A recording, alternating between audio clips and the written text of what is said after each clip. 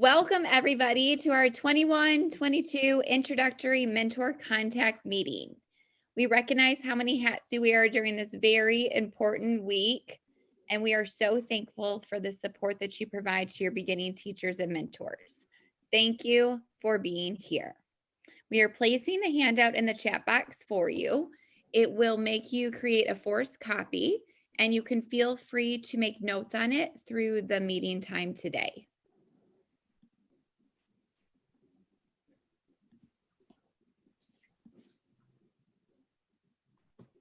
Everyone on our team may not be with us today, but we wanted to shout out our amazing teammates. So starting in the top right with our director, Renee Goals, then Tracy Edwards, Tracy Creech, Tiffany Johnson, Carol Bowman, Chris Moore, Tori and Julie Kennedy, Catherine Shoup, LaPonda Parker, Melissa Trask, that's me, Amy Wagner, Christine Ward, and Daquita Pounds. So thank you, team, for joining us and being with us today.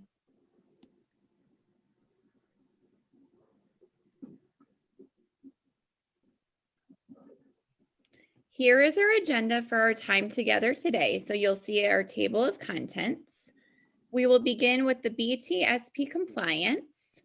We will transition into BT and Mentor 21-22 focus, discuss and work on the mentor program plans, and conclude with final steps.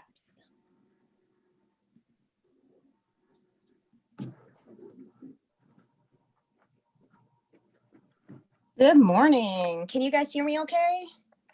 Mm-hmm. Awesome. So even though school is about to get started, summer is still here and here until September 21st.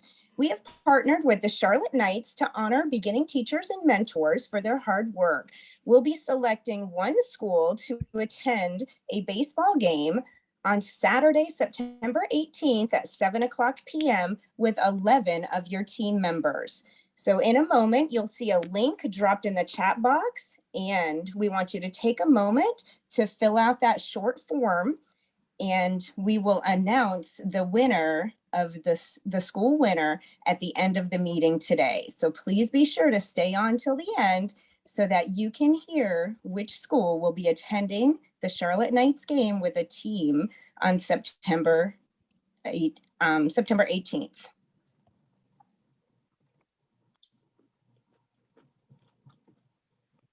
Hey.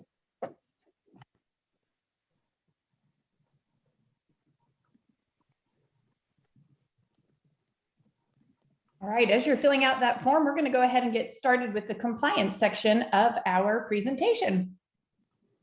Does that check mark just not make you so happy? You can move on to the next slide. We're going to take just a moment to introduce ourselves, your compliance partners for Renee Gold, Director.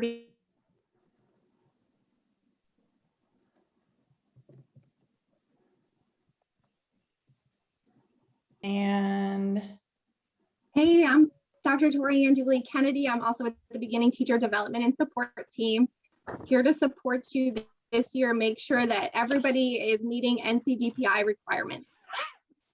I'm seeing that message on my screen that says my internet is unstable. So just give me the word in the chat box if you are not able to hear me, and Torianne will jump in and save the day if needed. So again, we're going to make sure that we are sharing all information with you today related to compliance to ensure a successful audit for our district and for your school. And we will help each other monitor the chat box. If by chance we miss anything that you are asking in the chat box, you're also welcome to email one of us and we'll get back to you. Oh, sorry, I thought that was a question. All right. So let's get started with talk about our audit. Can you go back to that audit slide, please? Thank you.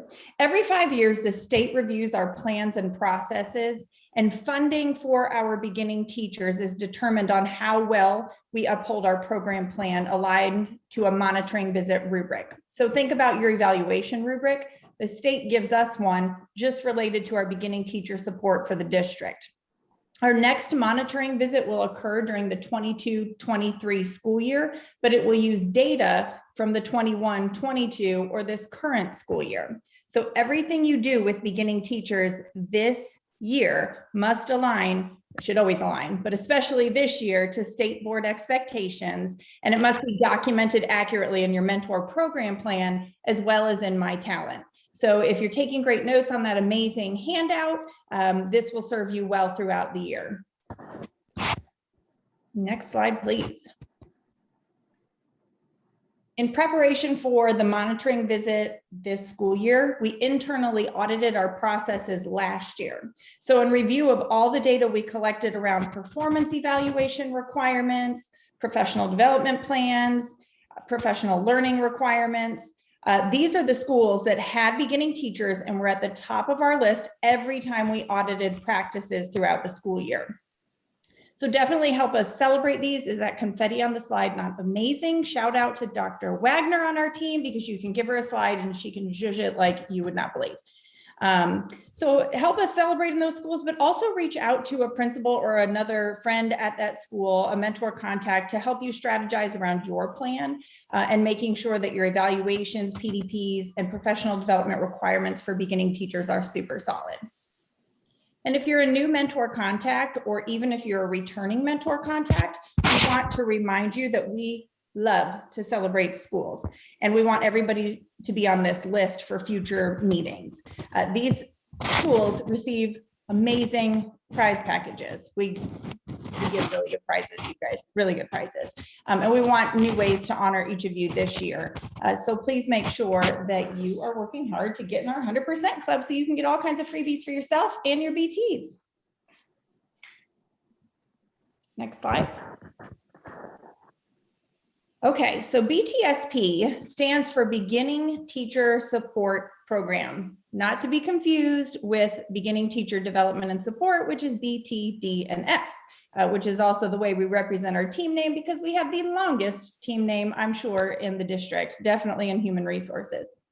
Every school district and charter school in North Carolina that employs beginning teachers is expected to maintain a Beginning Teacher Support Program plan. District plans are aligned to state board policy, and that particular policy is TCED 016, which you see at the bottom of your screen and also in your handout. And it's also linked in our playbook as well. If you haven't accessed that lately, there's some great stuff in there. We will share with you today, along with the mentor program plan, ways that you can contribute to the Beginning Teacher Support Program plan.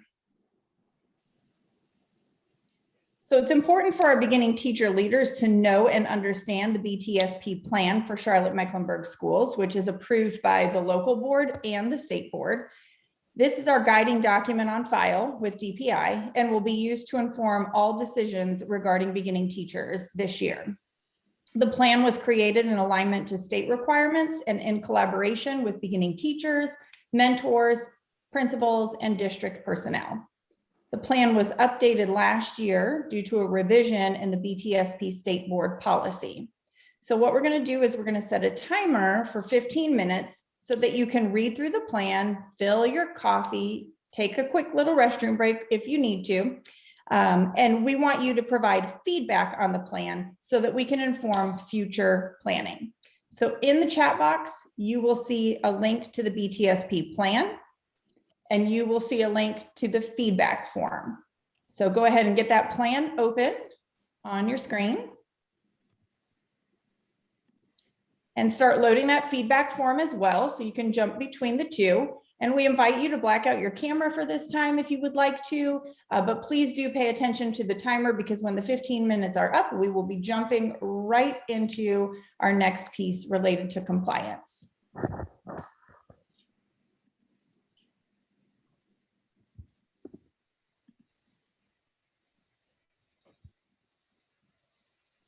If you have any questions as you're going through, please feel free to dump those in the chat box and we'll answer them for you.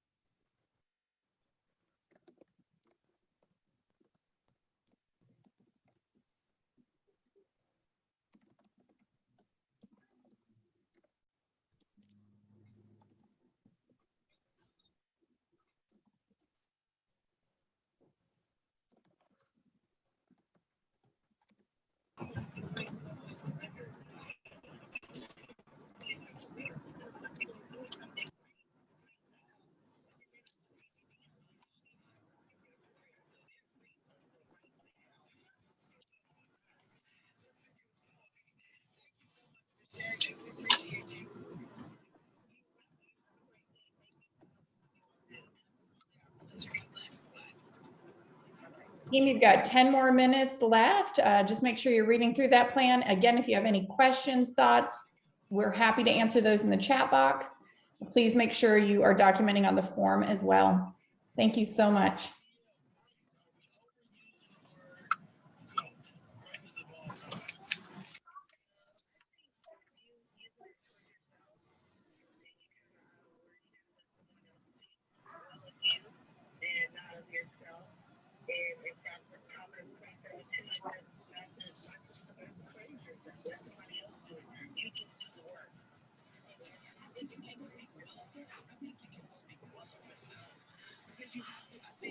While you're working, if you could just check your microphone, please, and put yourself on mute, that would be awesome.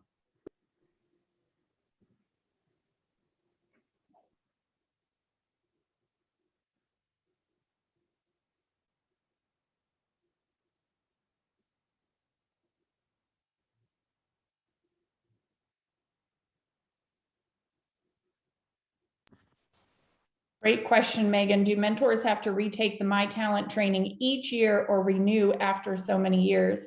I'm going to let Torianne answer that one. It's a yes and a no.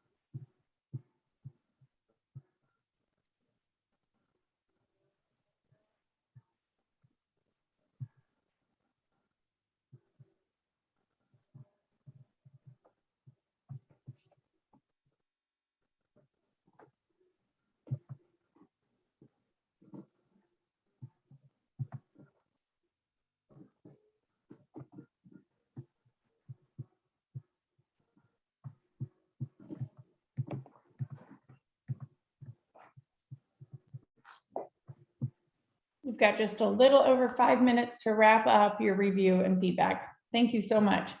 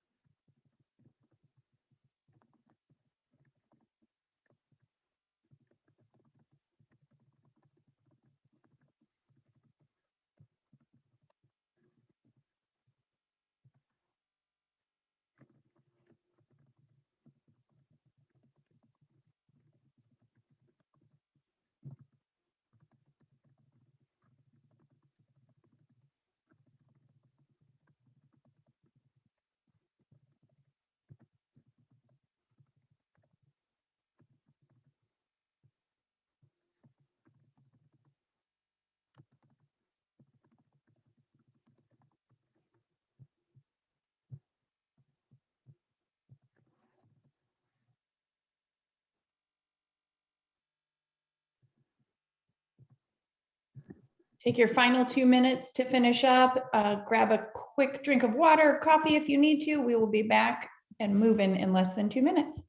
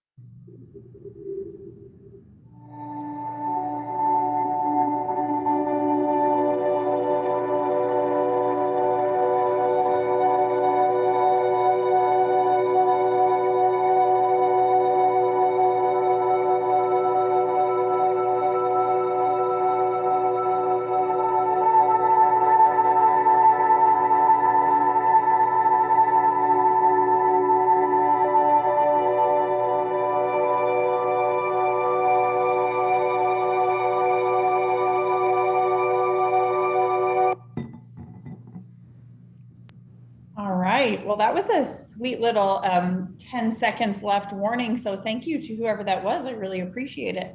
We're going to move on to the next slide. Thank you so much for your feedback, and just remembering that that plan is a document that supports our teachers in a number of manners, but also supports the district in a number of manners as well. So please make sure that you are familiar with it and that you are planning in accordance with it. And we will be reviewing and using all feedback. So thank you so much. Let's talk beginning teachers for a minute. So beginning teachers, of course, are those teachers who are in their first 3 years of teaching. Through our onboarding of over 900 new employees to the district, those who are new to teaching and those who are just new to CMS, there is a lot of confusion in beginning teachers as to whether or not they are a beginning teacher. So once they get through their first year, they want to really celebrate the fact that they are no longer a beginning teacher. But the state defines a beginning teacher as that one who is teaching in their first 3 years of experience. After the start of school, we'll be sharing with you a list of the beginning teachers in your building. However, while that information is still being compiled by particular departments and human resources, you can always ask your teachers that are new to your school whether or not they're beginning teachers. And just as a reminder, beginning teachers are not always 20-somethings who are coming straight out of college, but some are entering the workforce as a second career. And they could also have experience teaching in non-public school settings and have not received credit for it. So they would be considered a beginning teacher in that scenario.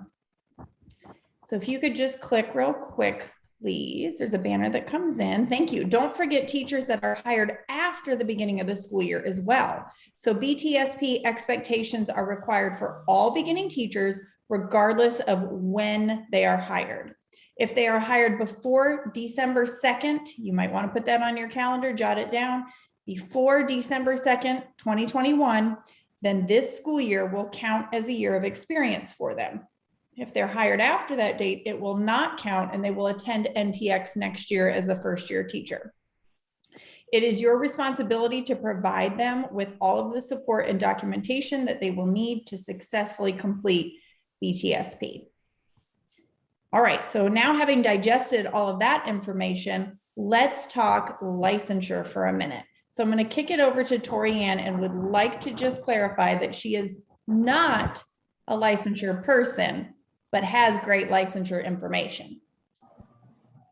I see that Tony's still hanging out here. So if you want to take ownership. Oh, sorry, Tony, I thought you were It's okay. at 9. I've already spoke with my team. Good morning, everyone. No, I'm not gone. I'm still hanging around. I'm considered to be the licensure supervisor this year. And so I'm kind of just working alongside with Torianne and Renee with the and her team with the BTSP. So I'm looking forward to helping and doing whatever I can to continue with the beginning teachers in the district. I really quickly want to go over the career statuses for the beginning teachers. This document is located on the licensure page, CMS intranet. We have gone in and we've labeled this year all of the beginning teachers. So when you see the career status, you're going to see BT in the third column. That means that particular person is a beginning teacher. We are in a very unique situation there. We have several teachers who have completed 3 years of teaching, but they have not completed all the requirements to receive their continuing license. The state of North Carolina has given them the opportunity to go with a limited license. So if someone has completed 3 years of teaching, they will not be a beginning teacher in your building. These would be the career status codes that we will be using to assign to the teachers as they come in. The initial license, which is the typical one, IL 10, 20, and those ones. Part-time, if you look in the middle, the part-time people would actually have one of these particular codes. And then if you're working part-time, in order to get credit for 1 year, you have to have 2 years of service. This is primarily for those people who are working at least 50% of the time, okay? So lateral entry, as you guys know, this is the last year that we will be using lateral entry. The state no longer will be issuing a lateral entry license. So we should not have any first or second year lateral entry teachers. I will say this, we are repurposing the LLO1, which was the old lateral entry career status. If someone has an ELLO1 career status, they are not a beginning teacher. They have a limited license and they've been around for more than 3 years. So if you see ELL01, that person is not a beginning teacher. Thank you, Renee.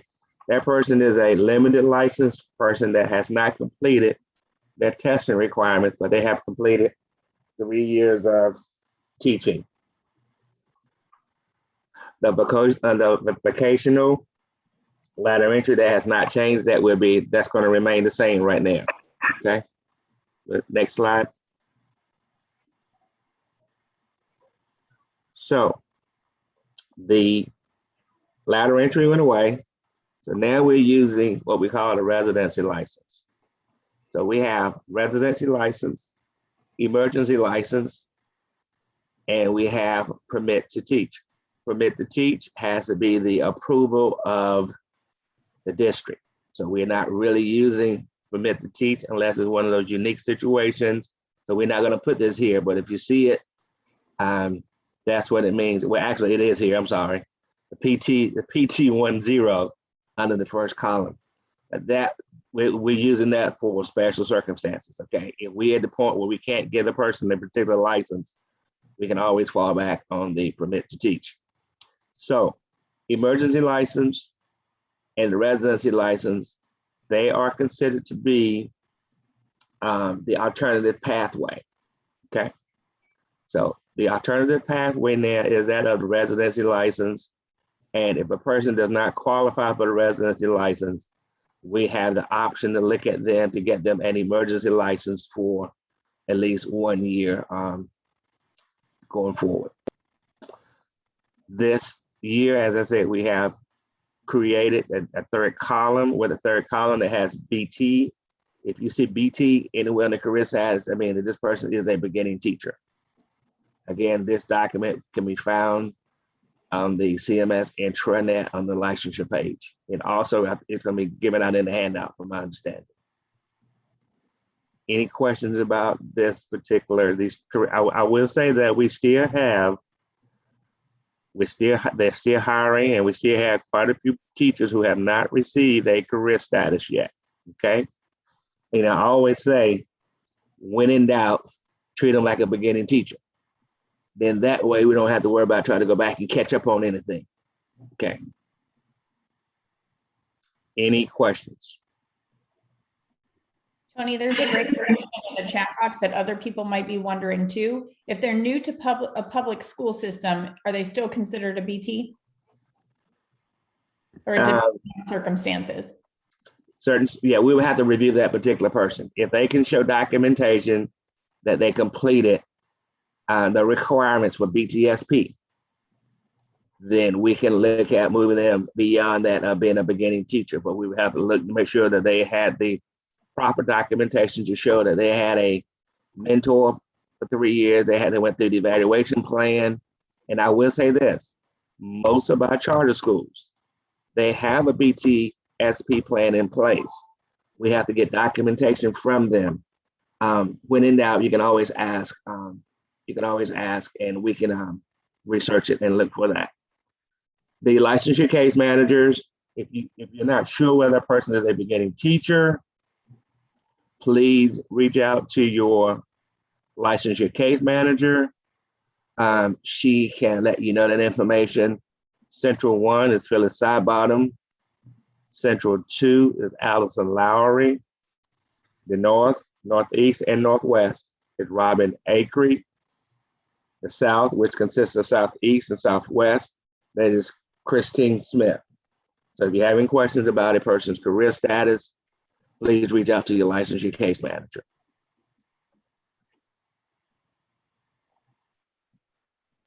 Awesome. Thank you so much, Tony. I just put a reminder in the chat box. Tony mentioned 4 licensure case managers, and they are managing the entire district, and they are amazing. So be sure to thank them for their hard work when you do work with them, because 4 people in a district our size is unbelievable.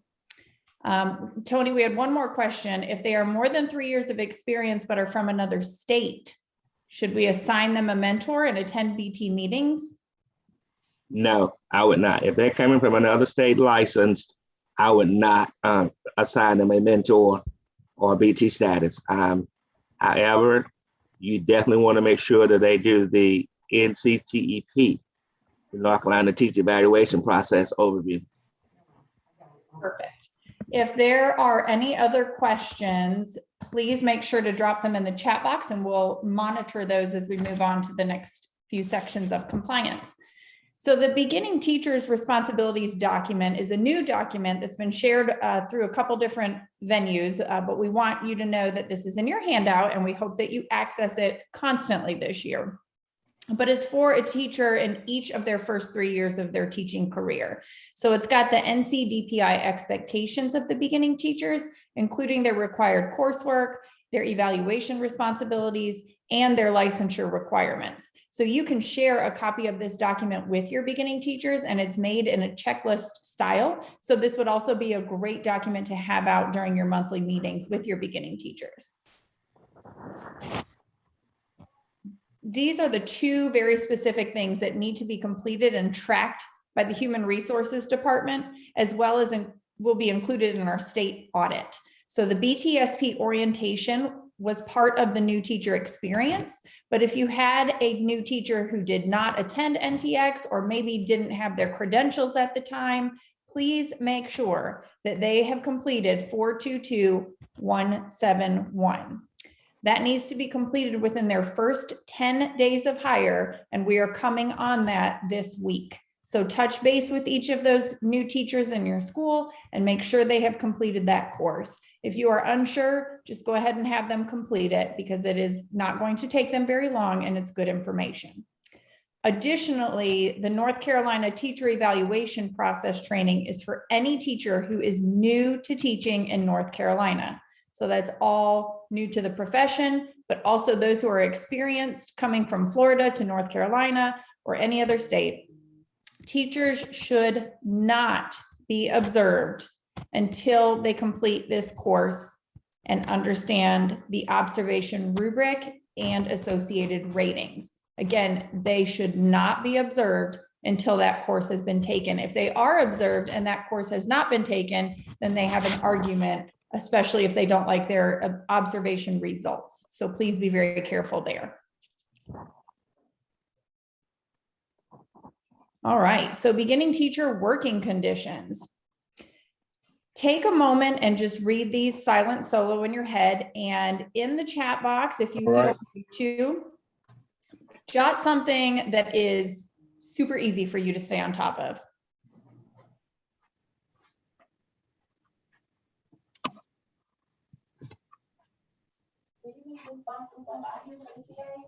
That's for the TAs. This right here? While you're doing that, if you could just make sure you're on mute, that would be great. I'm talking about the tickets. The tickets and the. Thank you. All right, so I'm seeing that nothing is super duper easy for people to stay on top of, which is great. We're gonna talk about these in depth then. So we need to make sure that every school needs to make sure that these working conditions are in place for all beginning teachers. They're included in the BTSP plan, and that means that they are state required. So please make sure that you are keeping up with those that are easy, and those things that are a little bit more challenging, please reach out to us for help when you need assistance in implementing these working conditions. We can brainstorm with you. We have been getting a lot of emails regarding mentor assignments. We do expect the qualified mentor list to be published today. Please be very, very patient with human resources due to the extreme number of new hires and verification of career status codes. It's taking longer this year for obvious reasons, but we do expect that come out today. Let's look at that last bullet really quickly, and this is going to move us on to the next slide. No extracurricular activities unless beginning teachers request to participate in activities in writing. So our next slide will show us that. Any beginning teacher who coaches or participates in extracurricular activities outside of the normal instructional requirements must complete the request to coach or participate in extracurricular activities, get it signed by the principal, and email it to our department to have on file. Teaching is the beginning teacher's first responsibility, and this form verifies that they understand that. You can also get a link of this in the handout, but you can, once they fill this out, you can link their completion in your mentor program plan, which Tracy and Melissa are going to talk about later today. All right, we are going to move back over to Tori Ann, and she is going to focus on mentors and some related compliance, but not before we take a social media minute. We are trying to make sure that everybody is following us on social media. So we're giving you a social media minute. If you are not already, or even if you are, go ahead and get on your favorite site, either Instagram, you can find us at CMSBT Department, or on Twitter, you can find us at CMSBT Success, and post something in support of beginning teachers and tag us. 2 lucky mentor contacts who post something will be randomly selected right now, and before the end of our session, we're going to tell you who wins and send a prize over to you at your school. So you have our permission to get on social media right now on either Twitter, Instagram, or both. I know that there's some way to post on one and it connects to the other, and go ahead and post something in support of beginning teachers.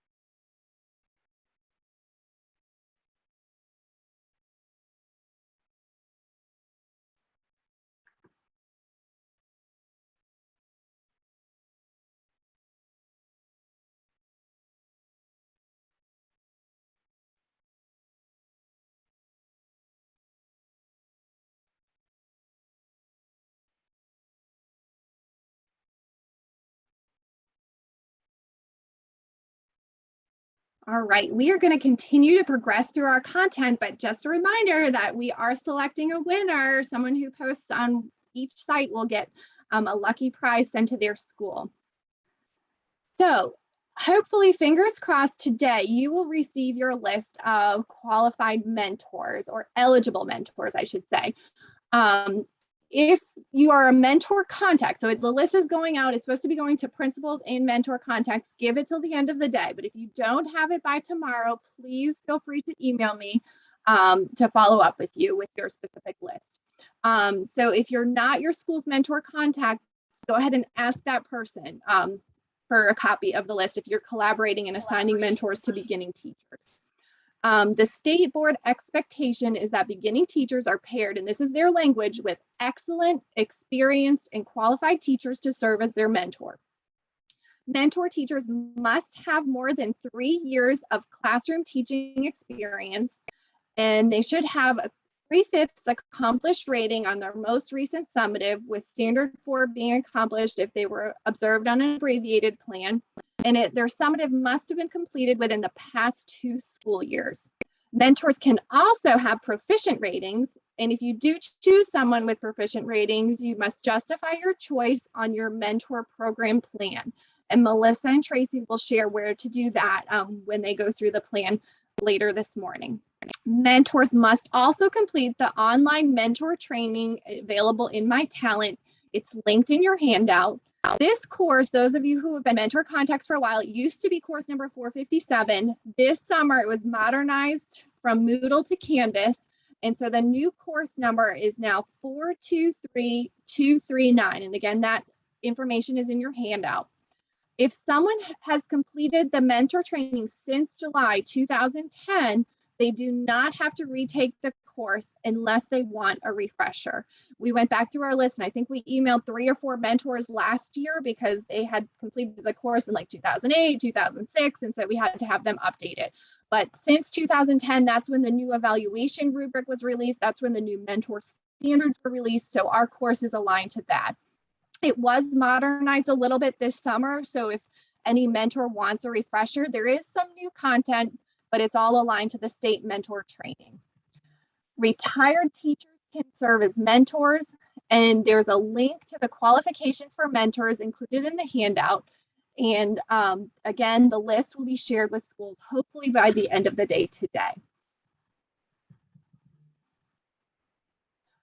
It also in the handout is the mentor's responsibilities document. We ask that you share a copy of this document with everybody who agrees to serve as a mentor so that they know what is expected of them.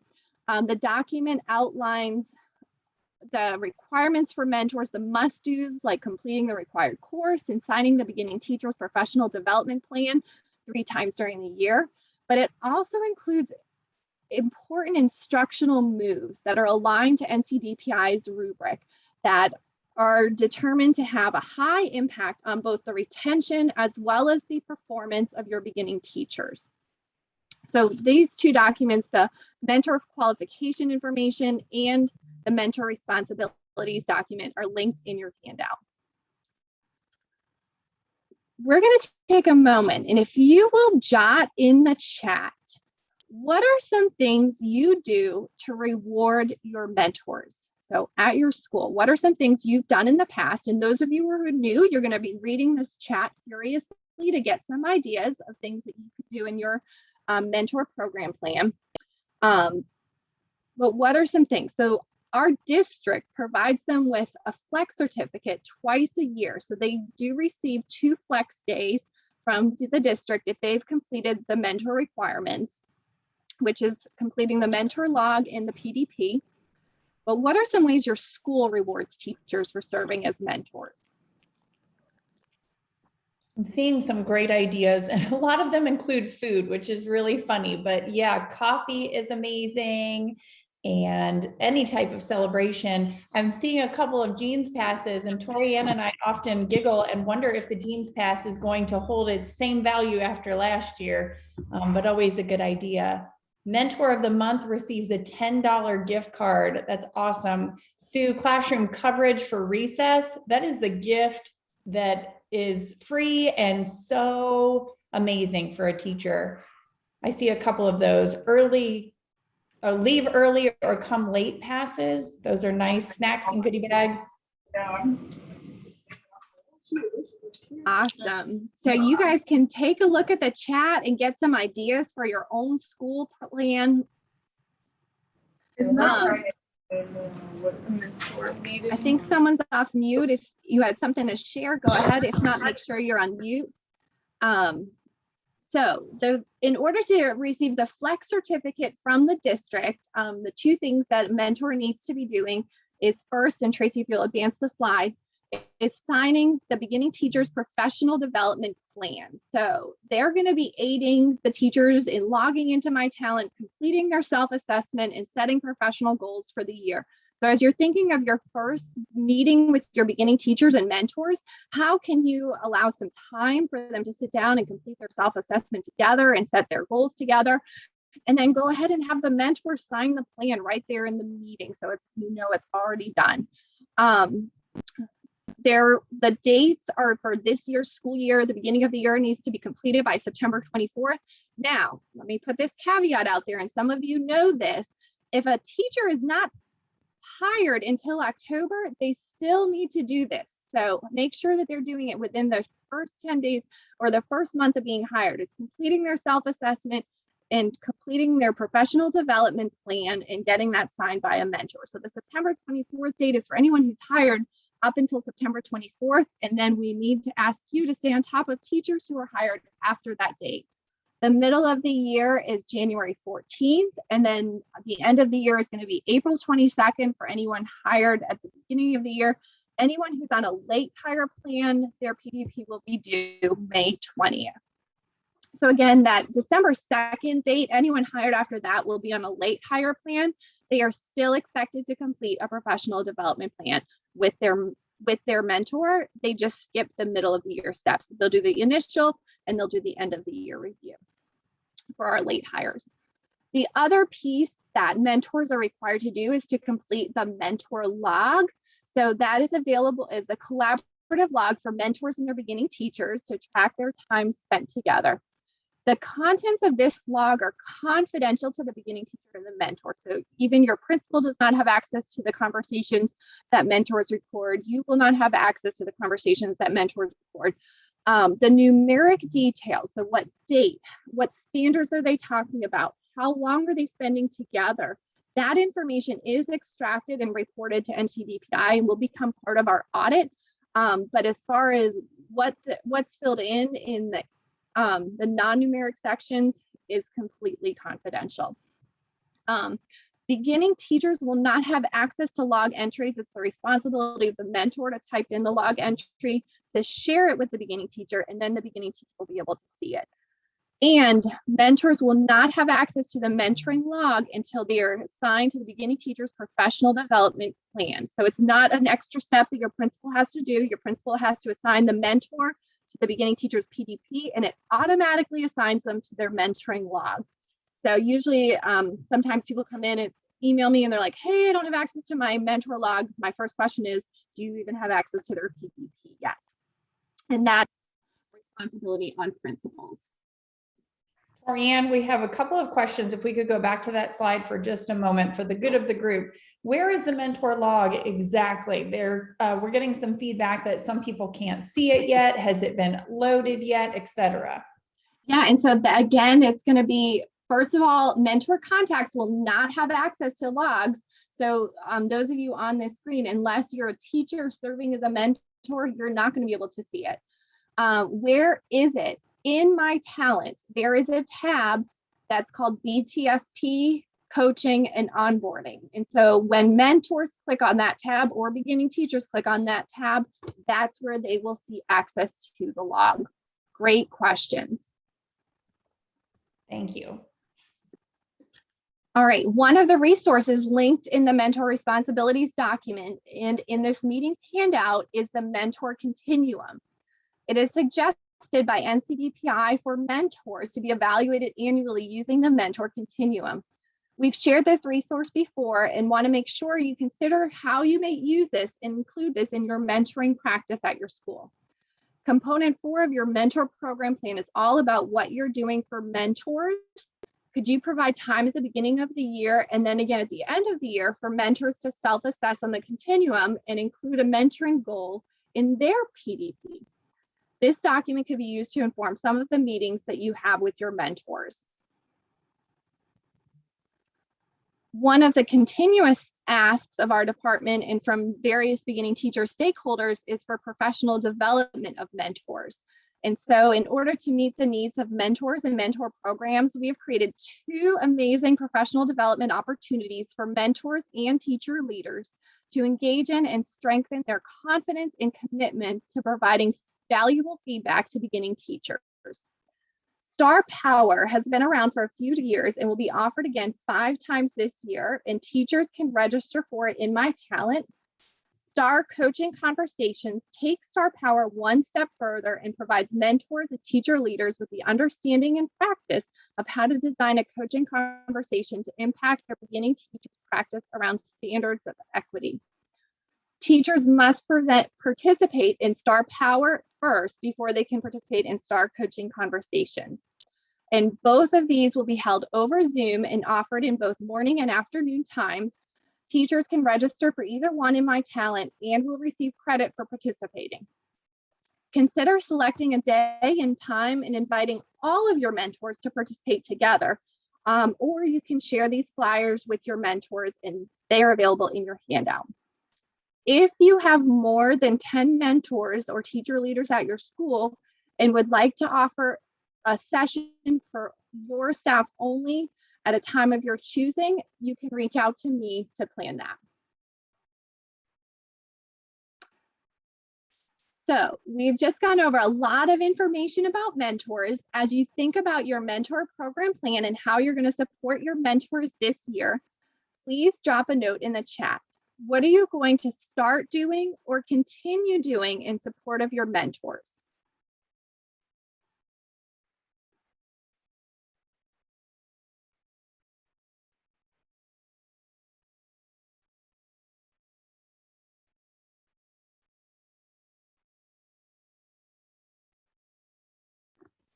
Thanks, Megan. Communicating about the logs and their importance to our mentors. Very good.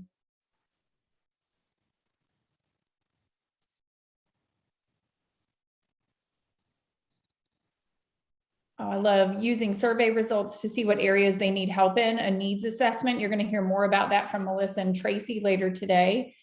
I love that, Karen. Encourage them to create a mentor PDP goal. That is an awesome way to encourage the role to be taken seriously. Sarah Fisher, celebrating is always a good idea, no matter how big, no matter how small. Hold mentor meetings. Candy, yes, a lot of times we're so focused on giving the BTs all of their professional development that we forget to develop the mentor. Awesome job. Mentor and mentee present monthly together. Ms. Singleton, I love that idea. Teacher-led PD is so powerful. These are awesome ideas. All right, well, you can continue to contribute to the chat, but the next thing that we're going to do is take a moment to share with you your job description as the mentor contact. So I'm going to drop the link in the chat for you and go ahead and click on it if you have not already. But this is the mentor contact responsibilities document. And I'm going to pause for a moment and let you read through it. And then we're going to do a waterfall. So as you're reading, I want you to think about one thing that stands out to you. You can type it in the chat, but don't hit enter till I ask you to. I'm going to give you 3 minutes to read through this document and type in one thing that stands out to you.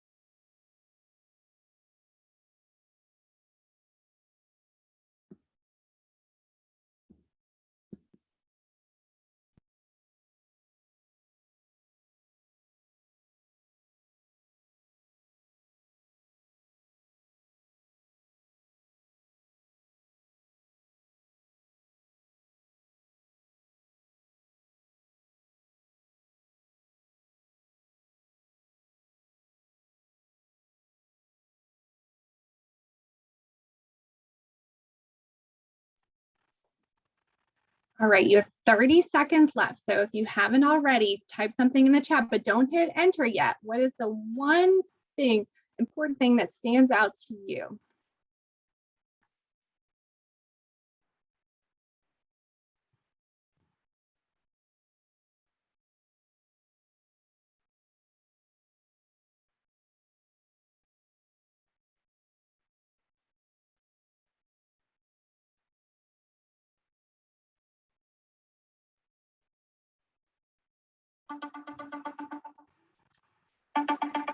All right, in the chat, go ahead and hit enter, share with everybody. Ooh, we're seeing some great responses. Renee, what do you see? Love waterfalls, but they go so fast. So I did see intentionality around making time for new teachers to observe their mentors and vice versa, so that they can get that peer feedback, support mentors in meeting their responsibilities as well, that this responsibilities document will help people do that. Make sure everybody is attending the meetings, right? So what kind of system do you have in place to ensure that everybody who's supposed to is attending the meetings? And then providing evidence of meetings, having mentors complete their logs right then and there, so there's not any chase down work later. And starting to see the role as not as much compliance, but an honor and a lucrative title. I like that idea a lot.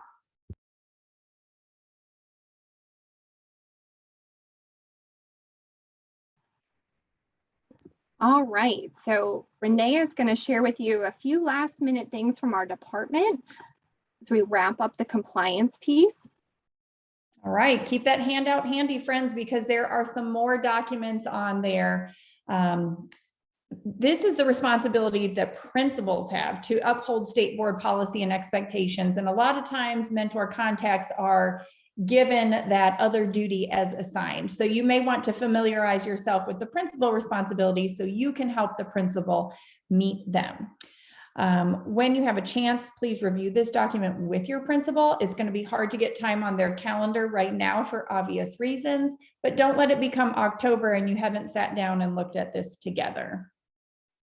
Everything is outlined just as the other two documents were. All right, let's talk a tiny bit about the beginning teacher evaluation timeline. So there is a district-wide evaluation timeline for all teachers, but then there's one that's for beginning teachers that just has a few slight differences. And this is linked in your handout as well.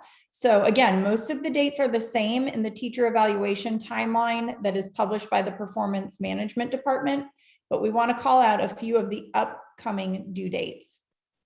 Teachers should complete the BTSP orientation and annual training and orientation conducted by the administrator within their first 10 days. For teachers who started on August 16th, which is the majority of them, that due date is August 27th. So you are getting dangerously close. Any teacher hired after that date is required to complete these two things within their first 10 days of hire. And this is being audited by the state. If the state indicates that you have a teacher that did not complete these within the first 10 days of hire, your school is in violation of state board policy, as well as the district being in violation of state board policy. So it is that important to make sure you have a system in place to get these two things done. The next due date is September 24th. By this date, principals should assign mentors and peer observers in My Talent, and teachers should have completed their self-assessment and PDP initial review. The last date we want to call your attention to now is October 29th and November 5th. This is the due date for observation 1. First and second year teachers are required to be observed and provided feedback to by the end of the first quarter. So the due date for that is October 29th, whereas third year teachers have until November 5th to complete observation 1. So giving that priority to years 1 and 2 teachers is important. And we want to remind you that it is best practice to observe our beginning teachers sooner rather than later so they can have that feedback to improve their practices. Please don't wait until the due date to complete these observations.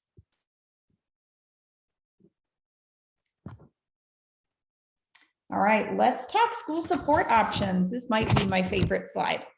So our team will continue to offer a menu of services that are tailored to your individual school needs, and this has been modernized for this school year. So the goal is to be very intentional to support the individual teacher and the school as a whole. Our options include support for schools, beginning teachers, mentors, mentor contacts, and school leaders. In addition to support personalized to schools who select it, beginning teacher stakeholders will also receive support around NCDPI, BTSP state requirements, retention, mentor program plans, newsletters, and website. We have an on-demand PD library, our playbook, and ongoing professional development. So please look out for more information or feel free to contact us at btdevelopment@cms.k12.nc.us if you have any more questions, or if you have any additional needs that are not outlined here.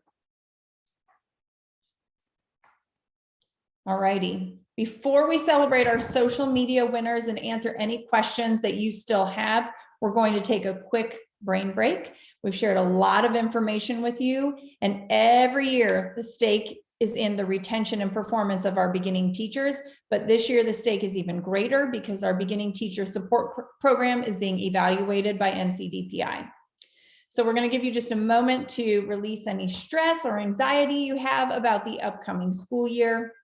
We've asked you to commit to your beginning teachers and their mentors, but we want to make sure that you are taking a minute to commit to yourselves as well. So as you take this brain break, if there are any lingering questions or thoughts you want to share, be ready in just a few moments. And this is a fun little Desker size video, something you could use for students or for beginning teachers to recenter them when needed. Feel free to stand up and engage if you need a little Desker size yourself.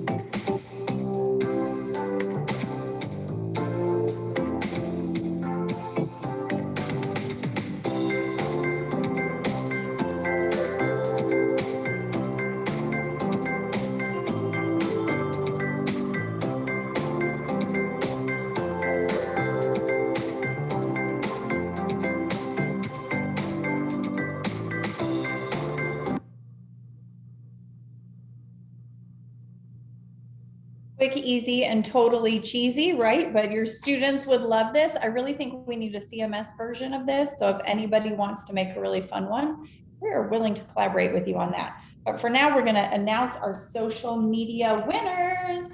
So please cross your fingers, make sure you have done everything you needed to do. I think we skipped a slide. That's okay, because emojis are life, and that looks really cute. But thank you to everyone who posted something awesome about beginning teachers on social media. Do we have Catherine or Tracy Creech to announce our winners, or Torianne? Hold on, because Tracy Edwards is going to refresh our slides while we do questions. So they're putting that information in a moment. We'll release our social media winners, but let's pause. And does anyone have any questions for our team regarding compliance? We're going to get into the mentor program plan and our mentor contact priorities, but does anyone have any compliance questions? And it's okay if you don't right now. If you want to email me after this meeting, I will follow up with you. I just have a clarifying question real quick. The course number for the North Carolina teacher evaluation process, 422172. That's for the new teachers, and it's also for any teacher that's new to North Carolina, right? Yes. Okay. Great question. Thank you. And a follow-up to that, is that just a one-time course? Okay, but the Yes. 422171 has to be done every year or No, both of those courses are one-time courses. The thing that has to be done every single year is the annual orientation training that's done by the principal that has like, here are the dates for this year that you'll be observed on, here are the minimum performance expectations. And that's for every staff member, not just your beginning teachers. right, okay. And that's just already loaded into my talent. They just put the date in, right? Yep. Okay. That's it. Awesome. Great questions. And Meg, that's one that we spend a lot of time. I'm glad you asked that because we spend a lot of time sending reminders and late notices around that annual orientation. And it's not because it didn't happen in the building, but it's just because the beginning teacher or new employee forgot to go in and put the date in. So it's important to double check, maybe send a reminder around that today if you can add it to your to-do list. And they also, your beginning teachers, this might be their first time they're in my talent, so they don't know how to navigate it. And even our experienced teachers need a refresher at the beginning of the year.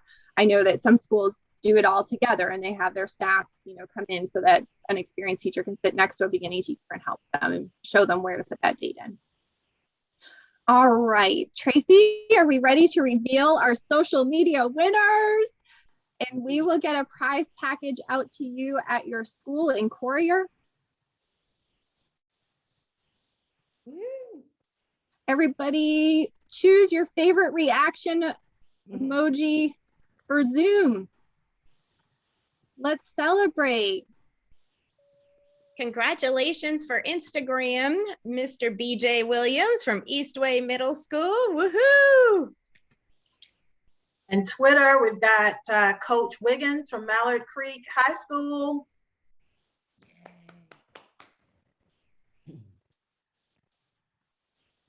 Awesome job. So you've got prizes coming your way in courier, guys. All right, we're going to give you a 10-minute break. We know you've had a lot of information.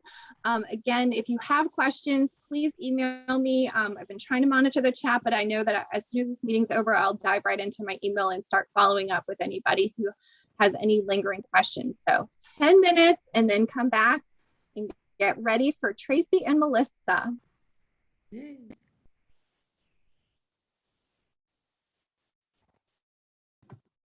Hey there, what was the date for if people have taken their mentor training?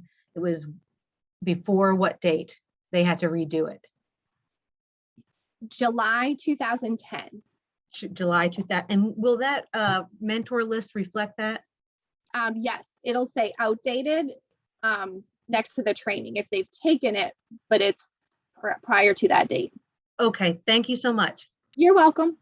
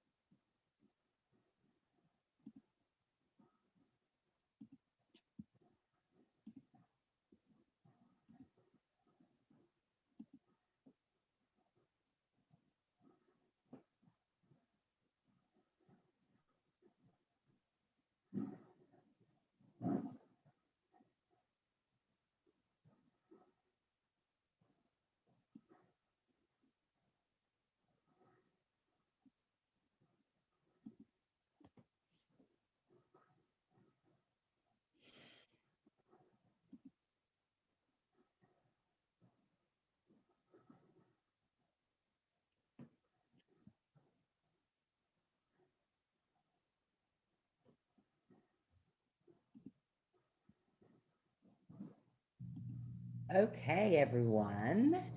Welcome back. This is Tracy. So Melissa and I are super excited for so many things this year. We're going to go ahead and get started. So first, I want you to take note of the 2021-22 Mentor Contact Meeting dates.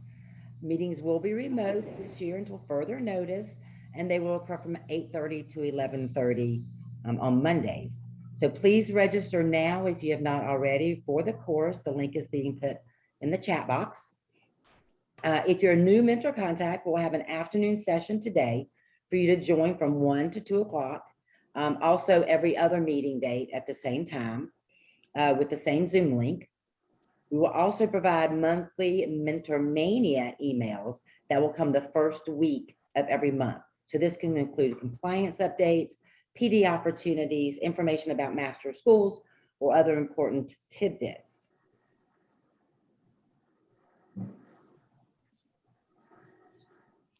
So let's take some time to play a game and spin into mentoring. This will be a great refresher for those of you that have been mentor contacts for a while, and it will be fun for those of you that are new to the role. So what we will do is we will spin the spinner. We'll take a moment to read the question.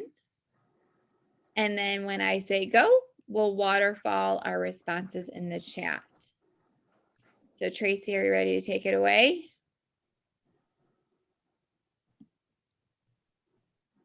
This is a great tool too if you're looking for something to do for a beginning of your meeting. This could be something fun that you could take and utilize.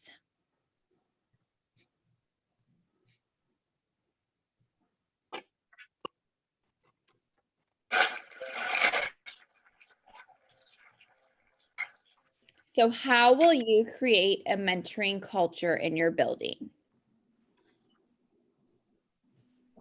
When I say go, go ahead and put it in the chat. Go.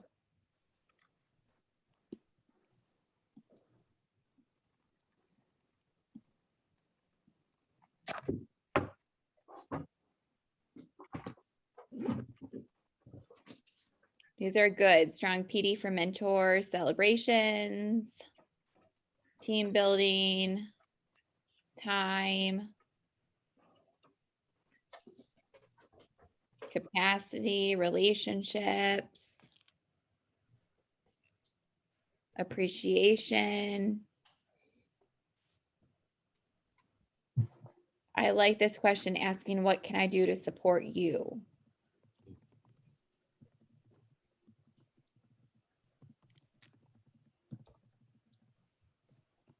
Lots about building relationships. That's perfect for this time of year. Self-care reminders. These are awesome. Thank you. And yes, everyone can be a mentor. That's great.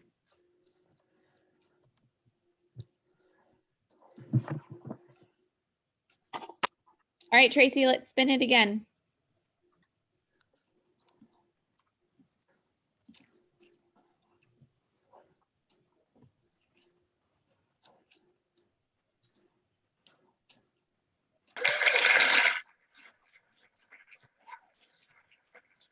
How can you create emotional support? So that can look different in lots of different ways, but when you think about that relationship building, but then also being that person that someone can come and talk to, how do you do that in your buildings? Open door policy. Yes, being proactive. Lots about open door policy. I love that. Open doors. Ashley, listen. Yes. Sometimes that's all people need is someone to listen to them.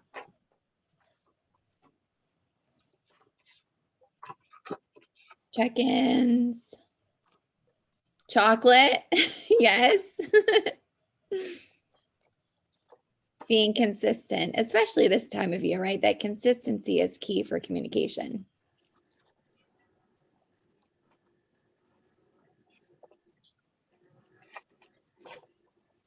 Going back to this chocolate, I love it.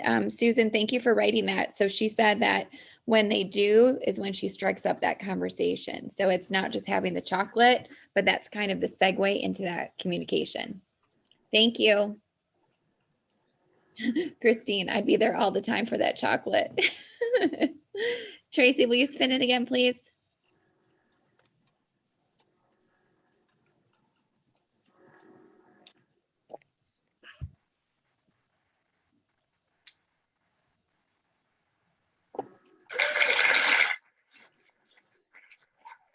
Oh, I love this one.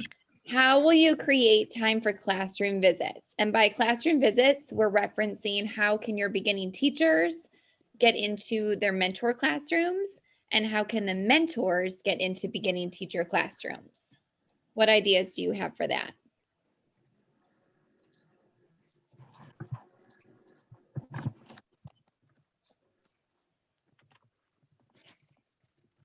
Yes, for TA coverage. Oh, Google Calendar. Good. Calendar invites.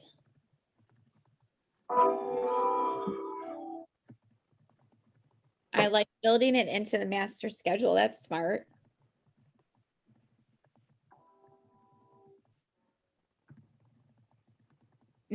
Yep, always that idea of filming. So if you have some kind of camera system, you could utilize that.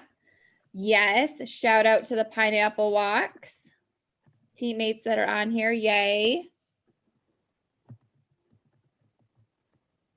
I think there's something to be said. I'm seeing a few of these in the chat, but I think there's something to be said too about when admin takes that opportunity to cover. I know everybody has so much on their plates, but I think that that speaks volumes too, to the importance of those classroom visits.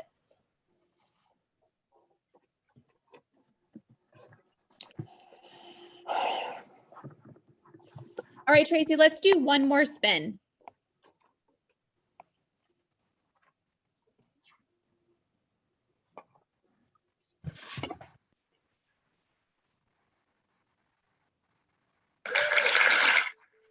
Ms. Hensley, if you're in the building, can you please contact student services? Ms. Hensley, can you please contact student Thank you services? for making sure that everybody is on mute. So this is great, and we'll dive into this in a little bit more detail, but how can you utilize the resources tab? So there's a resources tab within your mentor program plan, but even thinking about the resources that have been shared on that beautiful pink handout today, how can you utilize those resources to really help you stay on top of everything?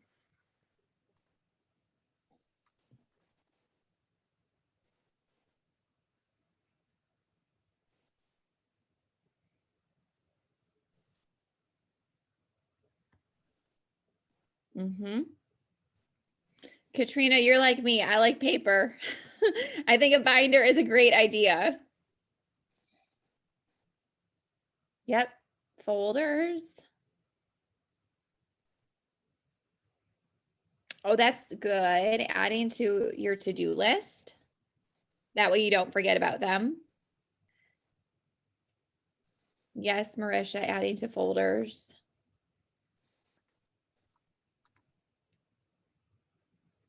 I think a big piece of it for this one is just referencing them. So not forgetting that they exist, but really using them. Oh, Jennifer, that's great too. Visiting the resources during each meeting. All right. Well, thank you all for playing along. We appreciate it.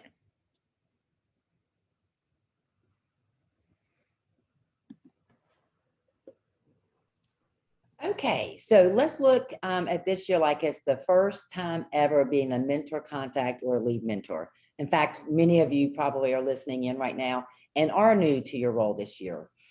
So this year, we're going to have a heavy emphasis on the professional development and the support that you provide to your mentor specifically. That's component 4 in the mentor program plan. As we know, this is something that you've been asking for. So we're going to work it this year really heavily. As we know, a well-trained, effective, passionate mentor makes a huge difference in the growth and development of your beginning teachers. So be thinking about how these well-trained, effective, and passionate mentors could change teaching and learning in your building. So this year, we're going to be utilizing the book Practice Perfect as a companion to our work as we focus on further developing our mentors across the district. This will be exciting because last year our book study and content were separate pieces. This year, the book study will be the content. So I'm especially excited about digging into the chapters on how to practice, modeling, and the feedback section. So books are going to be sent to mentor contacts via courier the first week of September. That'll give you plenty of time to dig into the chapters we're going to be looking at for the October meeting. That will all come via email as far as the information on what to read. We only have the budget, unfortunately, for one book per school. So that book is being sent to the mentor contact.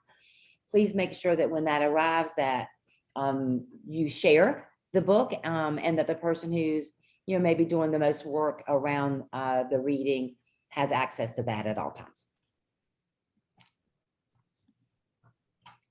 So we're going to look at your focus, right? You had time to think about your school program this morning, what is included in the past, maybe what you'd like to change in the future and how you can make it more awesome. So I want you to think about 3 things that will serve as your areas of focus this year. You have this in your packet, an opportunity to kind of jot down your ideas. So reference that handout from this morning and jot down just 3 minutes to jot down 3 things that you're going to focus on this year in supporting and developing specifically your mentors.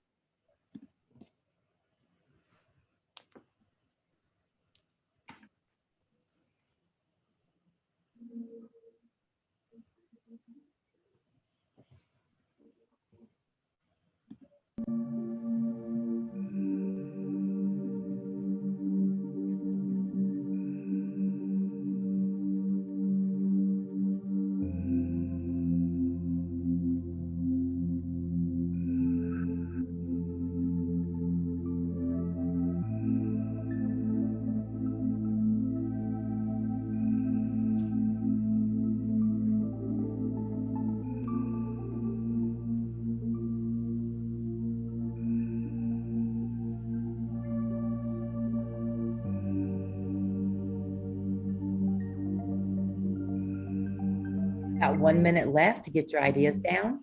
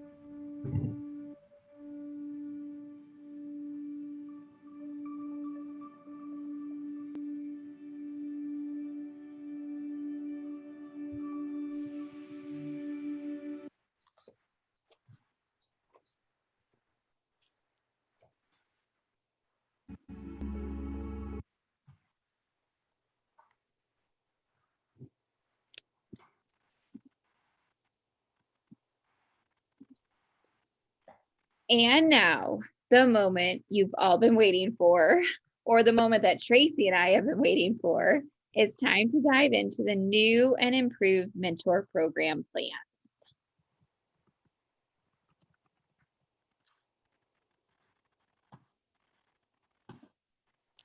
This picture tells it all. There are still 4 components to the plan and a newly added directions and resources tab. We were very intentional in the creation of this new plan to create a plan that would be simplified, but also more targeted to the support that you provide to your beginning teachers and mentors in your building. We hope that you will love it as much as we do.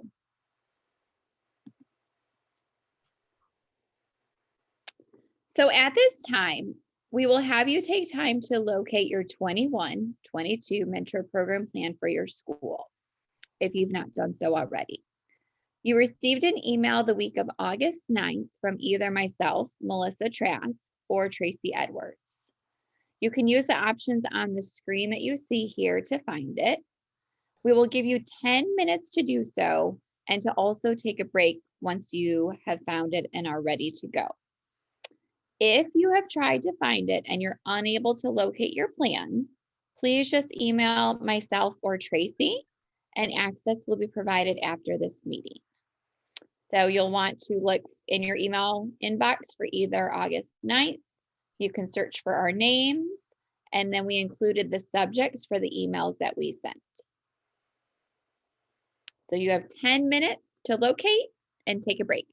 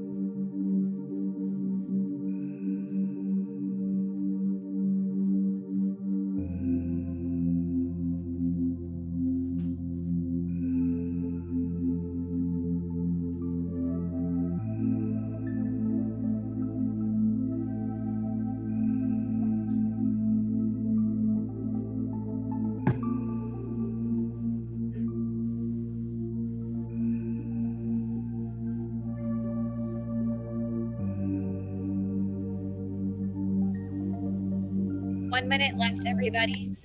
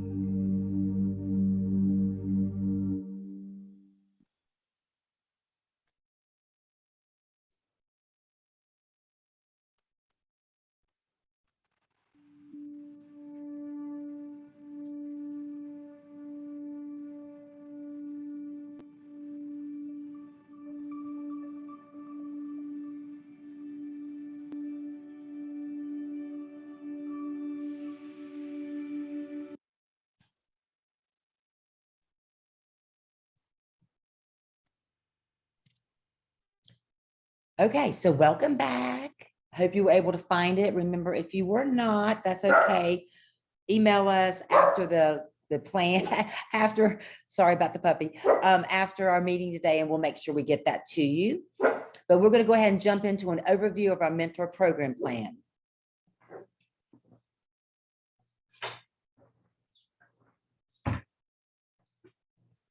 Okay, so we're getting ready to dig in. It's new and it's improved, but there are a few things that we need from you as we get started on this. So please, while we go over this plan, Melissa and I go over this plan, if you would just have listening ears, focused eyes, quiet hands, and a thinking brain, so that you can be fully aware of everything that's being said, so that you know exactly how to navigate this new plan. I think it's pretty simple, pretty straightforward. But just since it's different, I think it'll be helpful for us just to really focus.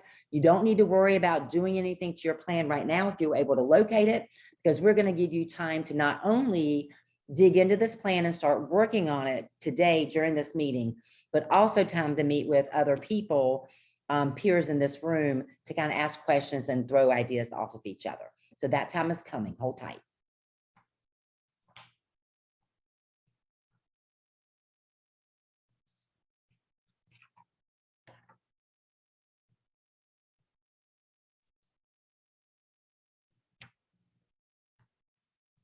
Melissa, you're on mute. Thank you. On this first tab that you see, we have included some helpful directions and resources. There are a variety of items for the Beginning Teacher Support Program expectations and resources. We've also included links to district resources, BTD&S resources, and NCDPI resources. We thought it would be very helpful to have all of the resources in one location for you to refer to. So I hope you think that also. Torianne, if you'll just click to component 1. So you can notice that on the bottom, you can navigate going across the tabs from left to right. Component 1, which is the second tab, is all about the identification, selection, and matching of your mentors and your beginning teachers. This is an area that we are audited on by the state, and we continue to work on in supporting schools. Please notice that the tasks are in the bluish purple color, with the evidence and the description for the task in the green. We did this for each of the 4 components for ease and uniformity. This component has 3 tasks. So you can see where it says task 1, school-based orientation, the ongoing orientation plan to be prepared for new arrival of staff at different points in the school year. And then you'll see that task 3, assigning mentors. Task 1, school-based orientation. You should already feel very good about that because you've already completed that. Your school provided onboarding for beginning teachers prior to the start of the school year as part of NTX. The beginning teachers must have had time to collaborate with their mentors during this onboarding time. And all you will simply do is just hyperlink the evidences of the school-based orientation slide deck that you chose to use and any orientation handouts that you used. You should have provided the link to the attendance form at the end of your orientation to each individual. And you'll see that you can receive 3 points, 1 for each item linked. And you can see when you look to the right, you can see where it says rubric, the total number of points, and then to the far right, you'll see feedback, which is where our team will go in and add in any additional information. When we look at task 2, the ongoing orientation plan, so it's about halfway down the page. As BTs are hired throughout the year, you want to make sure that you are ensuring evidence to highlight your steps for onboarding these mid-year new teachers. So once again, you will hyperlink the listed evidences here. And it's also very important that new hires are onboarded throughout the year. And this is just, again, another way to help you to be able to do that. And then finally, for this component, task 3, assigning mentors. You will assign mentors to your beginning teachers. Intentionality should be given to these pairings. So again, notice the rubric to the far right side. This is where the scores will populate. So again, we hope that all of the intentionality behind it will make this work easier for you all, and also in a way to be able to do it that we are meeting the compliance standards that we have. Torianne, if you will click on component 2 for me, please. So component 2 is the third tab across the bottom of the document. You will see that this focuses on building relationships and providing emotional support. We know as educators that this helps to build strong and trusting rapport among your mentors and your beginning teachers. So each quarter, you will plan at least 2 different activities or events to get to know one another better. Each quarter, you can receive a total of 2 points for a total of 8 points by the end of the year. Again, you will just simply hyperlink at least 2 or up to 4 optional pieces of evidence. And by evidence, it could be things like pictures from your event. It could be things like your agendas. It could be a slide deck. It could be a game. It could be a flyer. The possibilities are quite honestly endless for this. Please include a brief description of each evidence. So you can see in the green where it says description of evidence, that's just where you would just briefly describe what it is that you chose to do. And again, you'll just notice the rubric to the far right side. We tried to make that uniform throughout. And then again, that feedback section.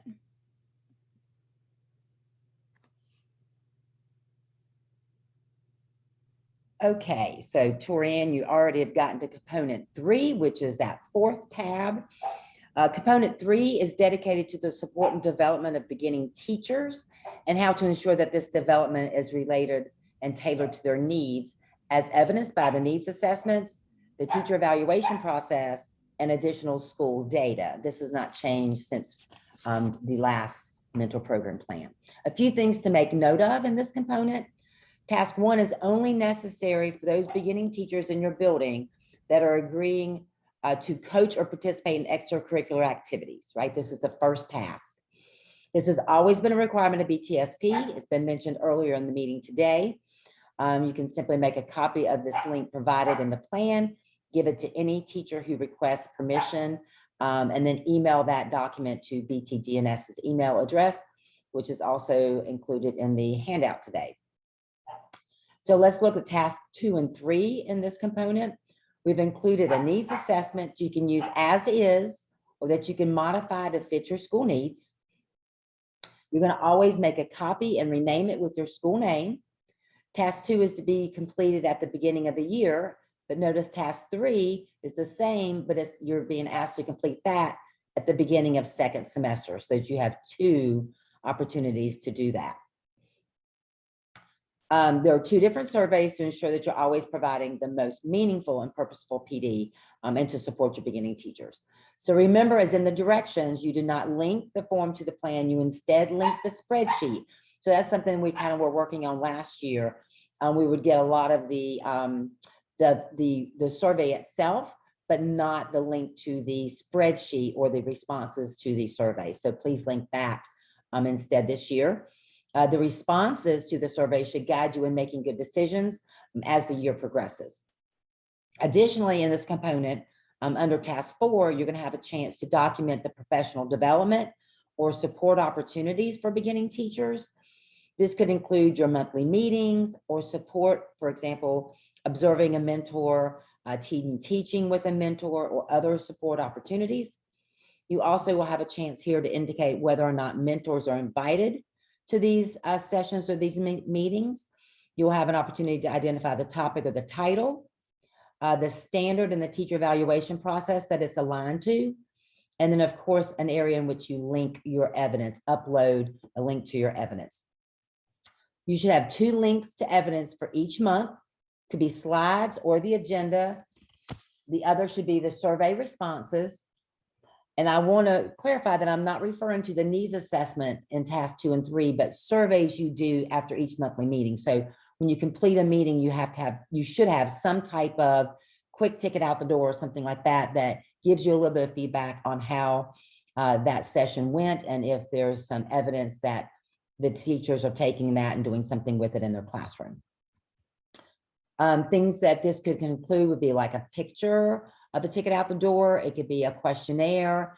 It could be something that they've done as a follow-up activity to something they learned in the meeting, or simply a reflection from the session itself.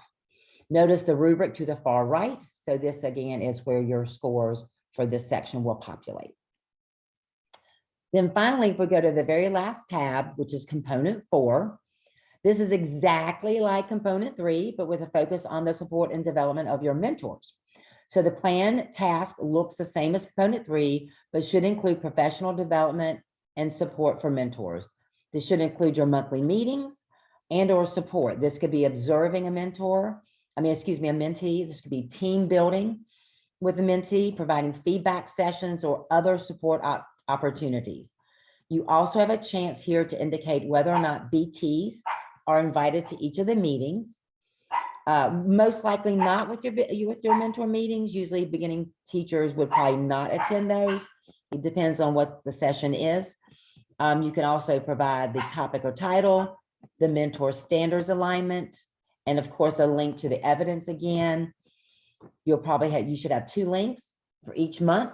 One could be slides or the agenda. The other should be the survey responses. Again, this is not the needs assessment mentioned earlier, but again, the responses to whatever survey you're providing at the end of the mentor meeting. So there are also needs assessment twice a year for mentors to determine their needs as it relates to successful mentoring. Your training and development should support the results of these surveys. Options could include things like coaching training, understanding best practices and providing feedback, or observation protocol, just to mention a couple. Mentor contact meetings this year will have a focus on building capacity of the mentors in your building, and then can be used to spearhead your work in the building. Notice the rubric to the far right. This is again where your scores will populate as you complete these items. Components 3 and 4 should be thought of as individual support and PD opportunities, and only combined if it's best practice to do so. So access to evidence in both of these components will be utilized during the state audit. So Melissa and I are super excited about this. We hope you are too. We worked very hard to make sure that this was a little bit more streamlined and a little less complicated for you to complete in your buildings. Once you've had a chance to kind of process this, work on it a little bit in the meeting today. If you leave this meeting today and still have questions or concerns, please just feel free to reach out to Melissa or I, either one, and we're happy to help.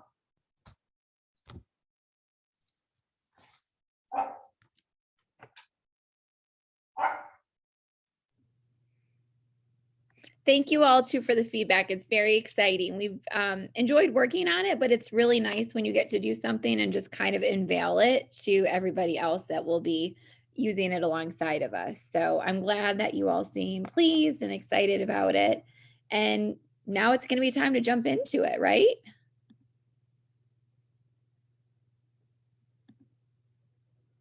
Tracy, we've got 30 minutes here. Do you want to do the full 30 minutes? I think that maybe we can do about 20, if that works for everybody. Just, we don't want to hold you too long today. And I apologize for my background noise. Tracy, you're fine. I'll go ahead and give the directions for this one, okay? Thank you. I'm going to take care of this. Of course. So as Tracy just said, we'll allow 20 minutes just to make sure that we get you out of here on time. So this is 20 minutes of independent work time for this. So you can just dig into your plan, you can read through it. We know that everybody might be at different places with where they are with their plans. So we really wanted to allow this time for you. It's a great time to go ahead and upload any links that you might already have, for example. So for example, from the school-based orientation, you could do that. You could think about working on your needs assessments if you want to make any updates to those. So we are here for you during this time, but this is 20 minutes. Feel free to turn your cameras off. And then just know that when we come back together, we do have time that you'll be able to gather in small groups with one another. So if there's questions or things you're wondering about that you want to get from your colleagues, you could also jot those down too. Okay? Have fun.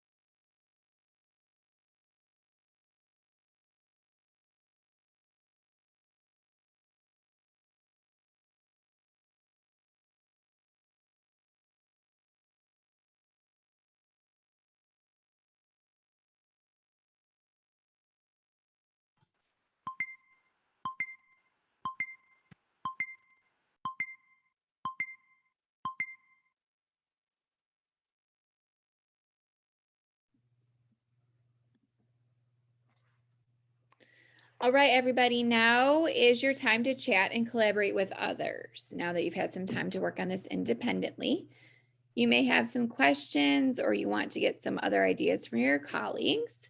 You will have some time to chat about the 4 components.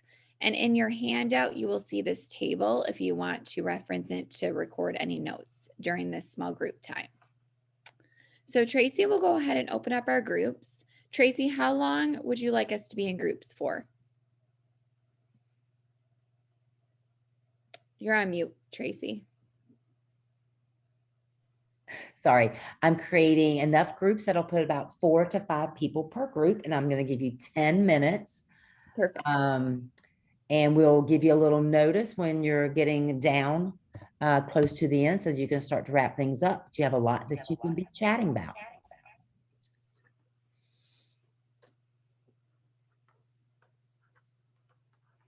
So again, 10 minutes, multiple rooms. Here we go. Enjoy your time.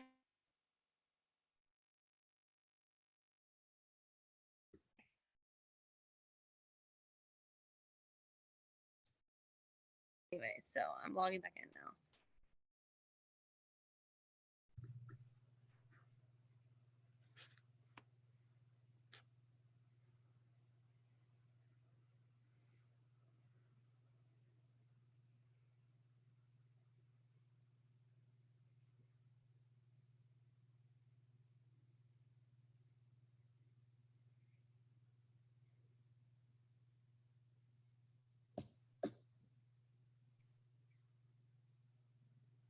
Andrea, are you all good? Can we help you with something?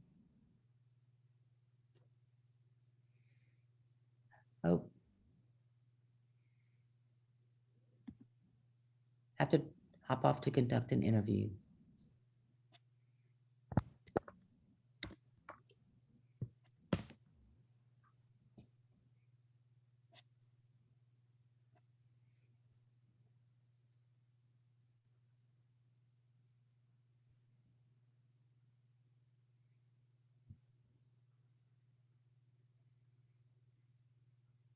Cassie, Deborah, can we provide any assistance?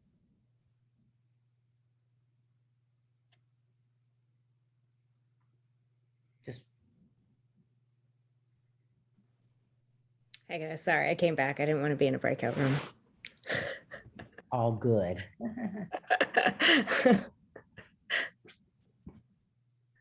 Catherine, I'm excited for the prize announcement. I know. I see. I added their school name and logo on that slide. Did you guys take a peek at it? Yes. Just refreshed for you. Well, Torianne, I forgot that we were going to be in breakout rooms. It's a perfect time to refresh. I sent your text. I'm like, oh my goodness. So, Got it. Yeah.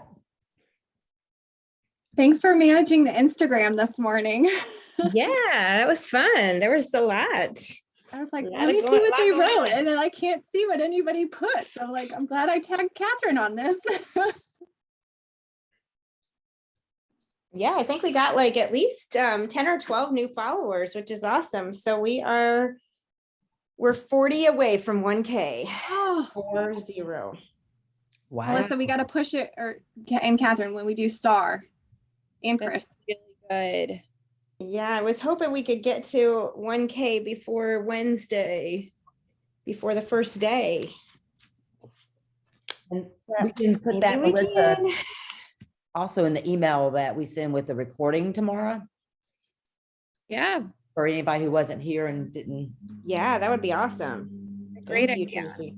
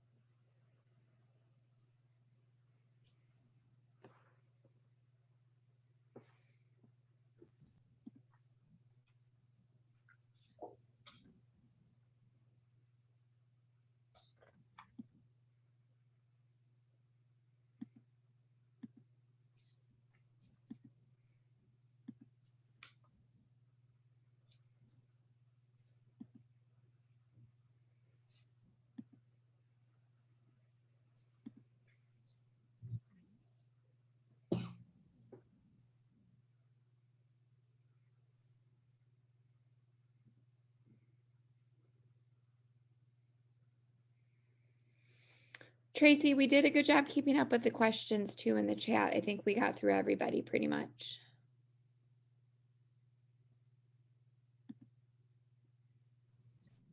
I tried, but you know me and my one thing at a time. There's a spot on the survey though that they're able to ask if they need anything too. So if we missed anything, they can add it there. I'm adding somebody from the waiting room that will have to put it, and then someone actually us asked for help. So I'm going to go to room 17. Tracy, can you throw me and Torianne in a breakout room real fast, if you can? Yeah. Torianne, I got pink questions. All right.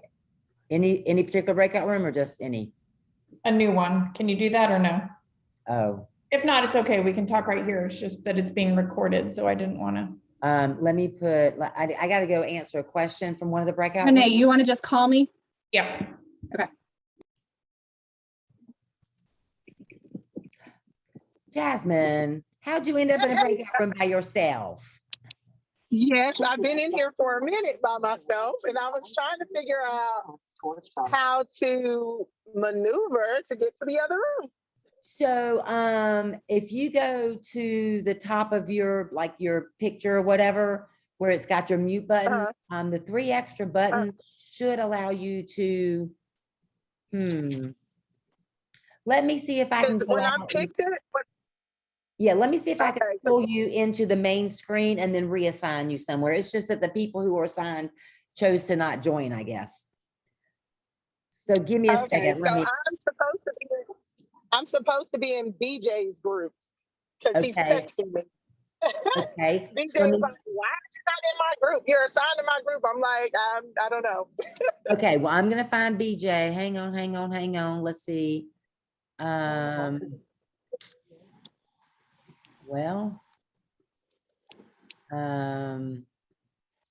Okay, that's room 12. I'm gonna move you to room 12 right now.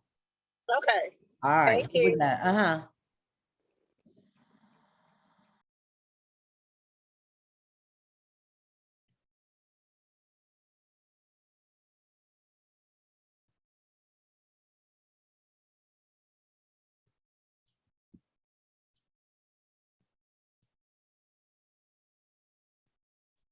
just trying to place LaDonna into a room. Oh, hey, Tracy, you're back. Yeah. Does it matter what room? So for LaDonna, are you able to place her into a room? Because for some reason, it's not letting me put her into a room. And she can't see where to click on. I can put her somewhere. Is there a particular place you want to be or just a random room? LaDonna, you're good? It doesn't make a difference. Okay. All right. Give me 1 second. I'm Okay. in room 2. Hold on 1 sec. And Cassie, what room were you in? 17. Are you able to jump back into it or no? I don't see anywhere to click to go to anything. All right. What room again? I was in 17. Okay. Thank you. Thanks, Tracy. Yeah, I think that should have gotten her. Yeah. Perfect. All right.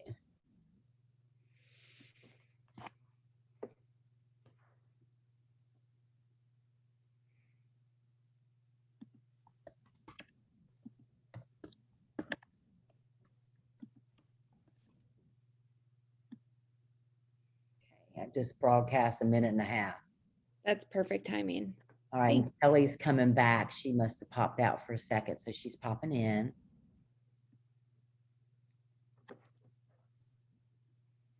Hi, Kelly. Sorry, I was with the kindergartners on the playground. It was like popsicles on the playground morning. No worries. There's about 1 minute left. I'm gonna pop you into a room and then you'll be right back with us in about 1 minute. Okay. All right.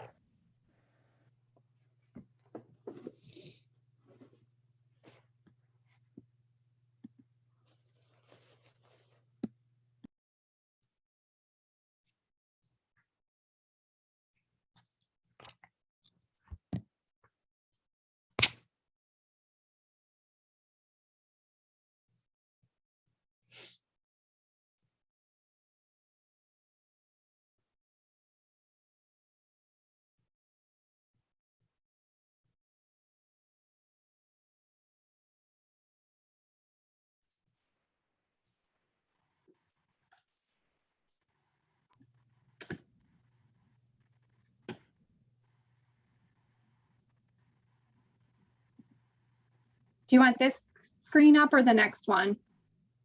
Melissa, do you want to speak to anything about what they did in the room, or? I think you can go to the next one based on timing. Tracy, are you good with that? Yep, I'm closing the breakout rooms now, so they have 30 seconds. Perfect.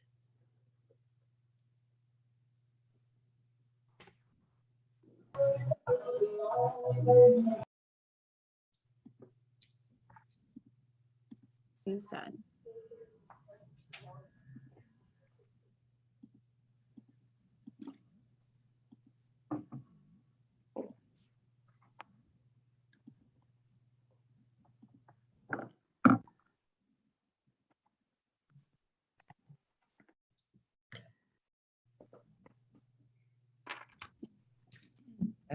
Okay, welcome back. We just came back, but I have like 2 seconds.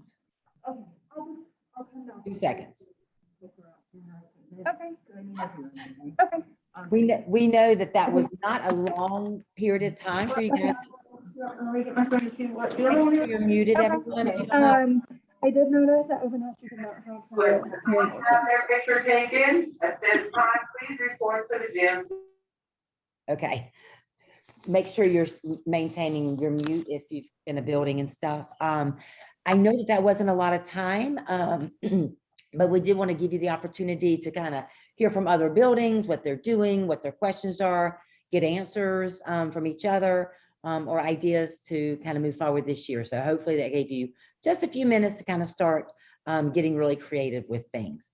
So as we start to wrap this up, a couple things on scoring of the program plan. So we've made some adjustments this year, and it's been very deliberate because we want to continue this work around the idea that the mentor program plan is an ongoing plan. It's something that you work on weekly, that you create and develop as you go, and not something that you put together or upload a couple of days before scoring. So we've made some adjustments, and plans this year are going to be scored monthly, meaning that every month the team will be going in, we'll be taking a look at each of the program plans to make sure that things are updated based on the previous month's work within a kind of a meaningful time frame.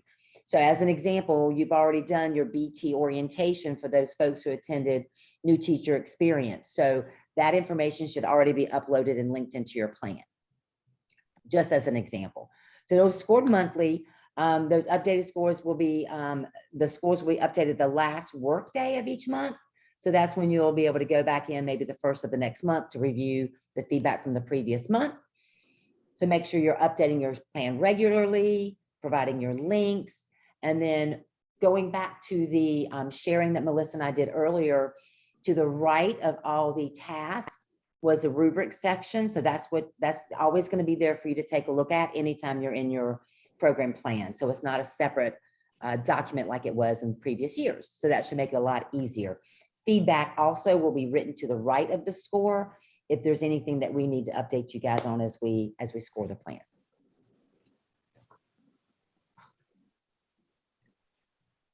All right. So we want to thank you all for, Melissa and I especially want to thank you for working so hard over this past school year. But also I know what you're going to be doing over the next year as you get started and get ready to work with your beginning teachers and mentors. So thank you. Remember that we're always here to support you. Hold tight just a little bit longer because we have a couple more things before you get out of here.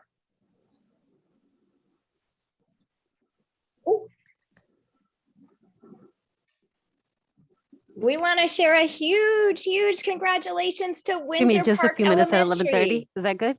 11:30 I'm with Katie. Okay. We are so excited that you will be able to take a team of 11 people to the Charlotte Knights game and honor your beginning teachers, mentors, and maybe some school leaders. So Kayla Jacoby, I hope I'm pronouncing that properly. I will be in touch with you soon to get some more information and share the details about this event. So again, congratulations to Windsor Park, and thank you everybody for completing the form and supporting your beginning teachers and mentors at your school. Kayla, are you on? Yes. Thank you guys Yay, so much. I know that congratulations. my teachers are going to be so excited. We are so happy that you guys get to do this. So you'll be seeing an email come from me, Catherine Shoup, in just by the end of the day, okay? Thank you. Yeah, so exciting. Congratulations, Kayla. So guys, this is survey time. So please be sure to complete the survey. The link's going into the chat box right now. The feedback is super important to us, but we also want to ensure that you do that because that's how you get attendance for being in this particular meeting today. Just remember too, if you have not already registered for the course, in order to get the attendance after filling out the survey, you have to actually be in the course. So make sure you're going to the course to register. That is also in your handout from today as well. We'll give you a couple minutes.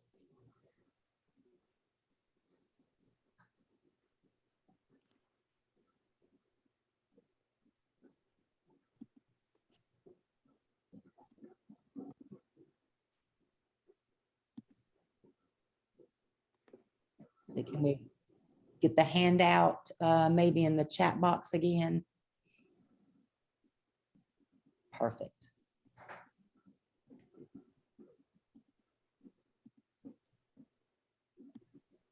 And I want to make sure everyone's completing that survey, but you do have the next meeting date on your screen as well that you can see as you complete that survey.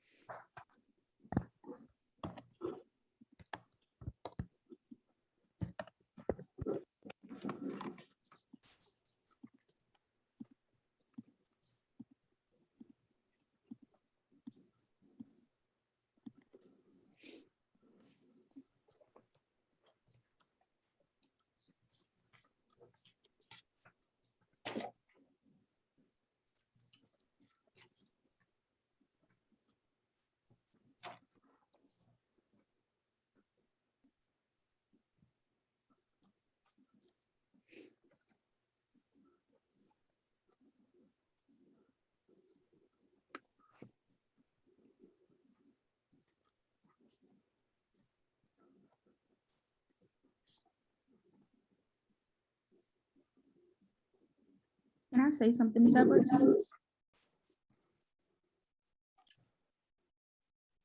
you hear me? Yes, question? Oh, no, I just wanted to say something.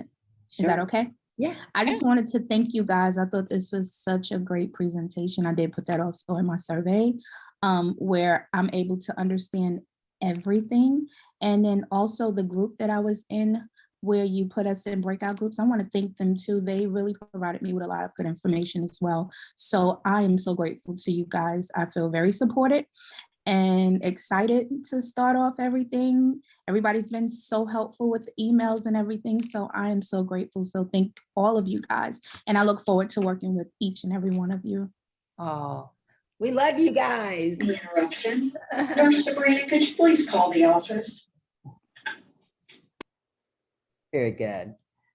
Thank you, everybody. It was so good to be together and to see you all. We're so excited for what's going to happen this year for your beginning teachers and mentors and for you. You see as well all the information for contacting us. So make sure you do that if you need to. And of course, you know how to reach myself, Melissa, Torianne, Renee. We keep our information out there pretty regularly. So as you finish that survey, feel free to log off. If you're a new mentor contact and you want to jump back on this link at 1 o'clock for questions and answers and just kind of wrapping your head around some more things, feel free to do so. Hey, Tracy, I have a quick question about, so we've got some teachers in the waiting process of HR right now that are going to probably dwindle in periodically. So for the first component, they have to just keep doing the orientation with them one by one, or what do you suggest with that? So I see the August 13th date on there. Mhm.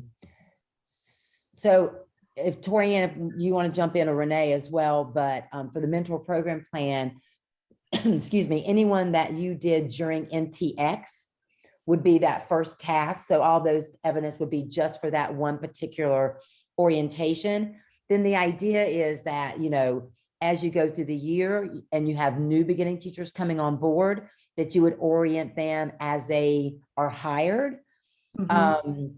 And jump in if you need to, but my feeling would be, if you know there's a couple coming, you know, within a week or two, that you can kind of put some people together to take care of that in one big group. But Torianne, Renee, you want to speak to that? Yeah, if only that ever happened, right? That they were hired at the same time, because that's a great idea, but it never happens.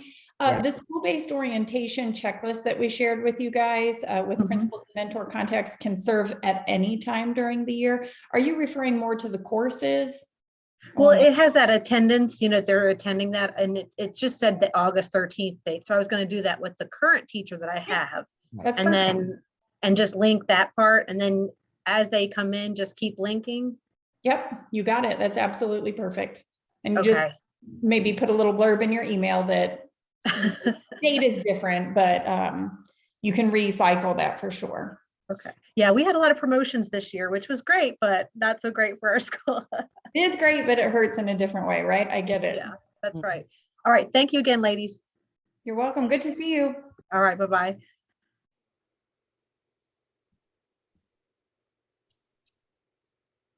BJ, I'm so happy you're back where you belong in this role.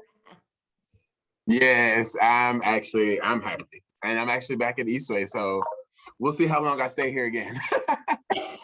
Don't say things like that. We'll be coming to see you soon, I'm sure. Oh, definitely. You guys have a good one. I'm going to log off and get started on some stuff before open house tonight at 5. Awesome. Thanks for coming. Good No one. problem. Bye. Take care. Thanks, everybody.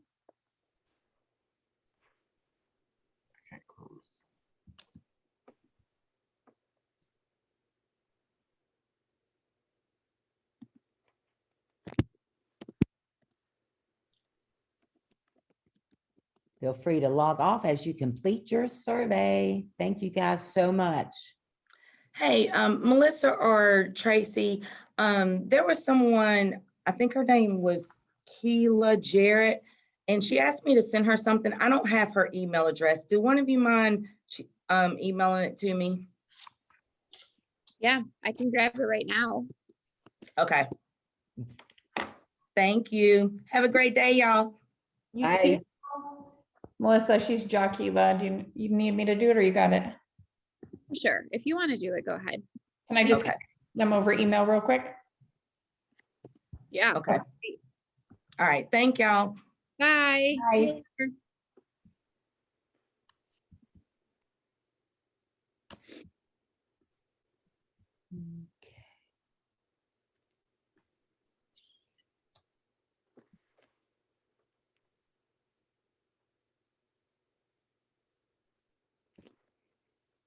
Kabibi, you doing okay? You need anything from us?